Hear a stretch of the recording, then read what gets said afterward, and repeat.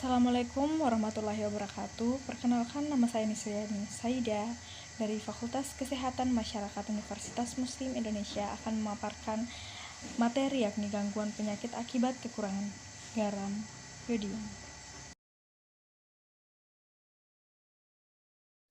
Yang pertama, definisi. Definisinya yaitu gangguan akibat kekurangan yodium atau GAKI adalah rangkaian efek kekurangan yodium pada tumbuh kembang manusia. Spektrum seluruhnya terdiri dari gondok dalam berbagai stadium kreatin endemik yang ditandai terutama oleh gangguan mental, gangguan pendengaran, gangguan pertumbuhan pada anak dan orang dewasa.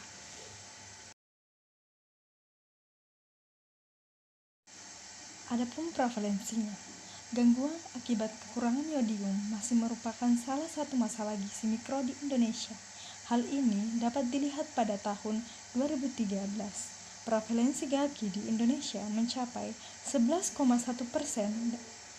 pada catatan Riskesdas 2013. Provinsi Jawa Tengah pada tahun 1998, prevalensi total Gutter Rare atau TGR yaitu 20,5% menurut Supatmi 2007.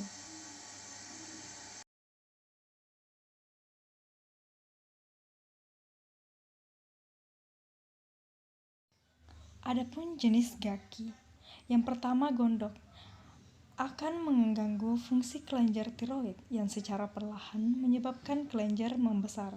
Yang kedua, yakni kreatin endemik, di mana gangguan mental, gangguan pendengaran, gangguan pertumbuhan pada anak dan orang dewasa.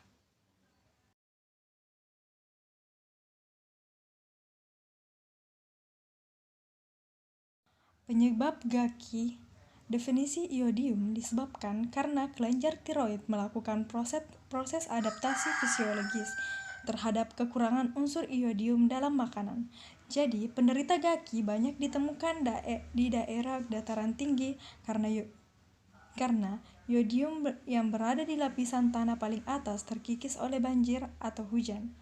Gangguan akibat kekurangan yodium juga secara tidak langsung dapat disebabkan oleh asupan energi yang rendah. Penyebab genetik adalah sejumlah catatan metabolik yang diturunkan yang melukiskan kepentingan berbagai tahapan dalam biosintesis hormon tiroid.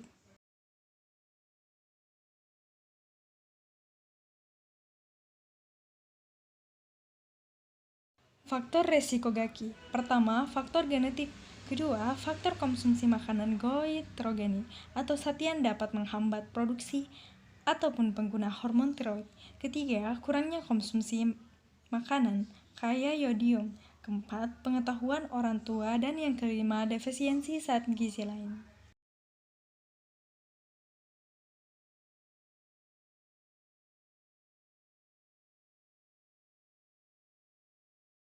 Dampak yang ditimbulkan akibat gangguan kekurangan yodium atau GAKI.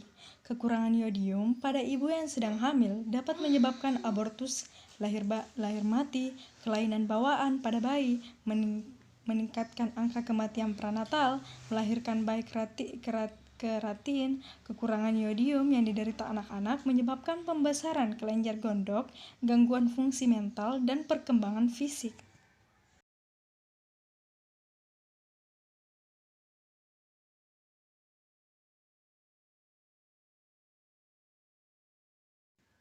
Fisik pada orang dewasa berakibat pada pembesaran kelenjar gondok, hipertiroid, dan gangguan mental. Kekurangan yodium pada tingkat berat dapat mengakibatkan cacat fisik dan mental, seperti tuli, bisu, pertumbuhan pada badan terganggu, badan lemah, kecerdasan dan perkembangan mental terganggu.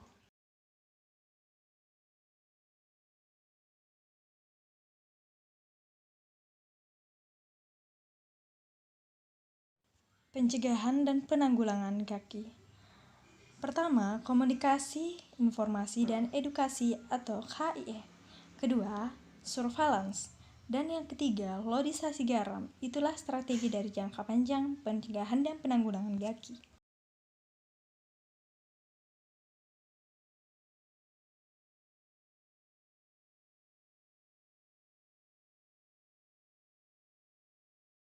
Komunikasi Informasi dan Edukasi atau KIE merupakan sebuah strategi pemberdayaan masyarakat dan komponen terkait agar mempunyai visi dan misi yang sama untuk menanggulangi GAKI melalui kegiatan permasyarakatan, informasi, advokasi, pendidikan penyuluhan tentang ancaman GAKI bagi kualitas sumber daya manusia.